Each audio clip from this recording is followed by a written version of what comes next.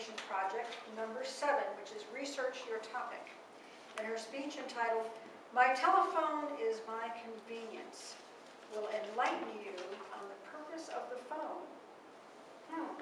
Please welcome Amanda. My telephone is my convenience.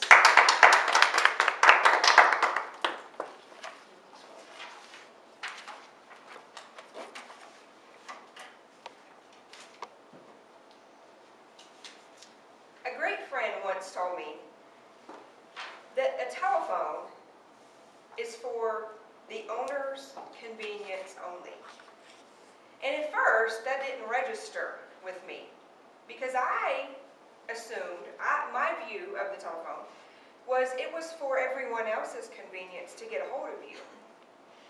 But that is not the case. Back in the 1870s, two inventors, Elisha Gray and Alexander Graham Bell, both independently designed devices that could transmit speech electronically, called the telephone. They rushed their respective designs to the patent office within hours of each other. However, we all know Alexander Graham Bell was the one who patented the telephone first. Since then, from getting away from sending letters in the mail, sending telegrams, trying to communicate that way, to the new invention of the telephone, we have come a long way. And I'm sure that everyone can agree with that. We come from the telephone that you hang on the wall at your home, and it has a cord, so you can only go so far with it, to later on we have cellular phones. But when they were first invented, they were really large, and they still had a little wire. And it was like carrying a backpack. And now we have the cellular phone that can pretty much do anything that our minds can think of. Everything is connected to this telephone. Now, contrary to some people's beliefs, the telephone, my cell phone, is my convenience. Now, my daughter, I'm having a hard time getting her to understand this. Because when she texts me, and I don't respond right away, I get another text, Mom, why aren't you answering me? Or she'll call me. And maybe I'll answer the phone, or maybe I won't. Sometimes I want to teach her a lesson. So today, for example, she sent me a text, and I responded, but then I disappeared. I took a shower. So I get out of the shower, and she's Mom, and she called me. So I text her back. I said, I was in the shower. Patience. Practice patience. Oh, okay. So there are several instances where we lose sight of the fact that our telephone is there for us. But it should work a little bit like this.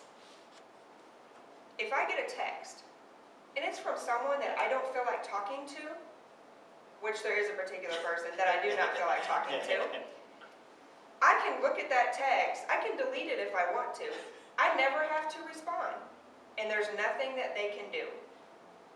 If I get a phone call, and I'm not sure who it is, or it is someone that I don't feel like talking to, I can hit ignore, and there's nothing they can do to me.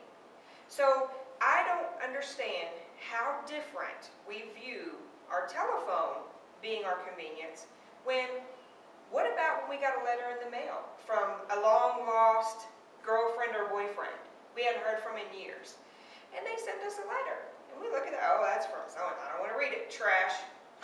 So why can't we do the same things with our telephone that we used to do with letters and telegrams and that sort of thing?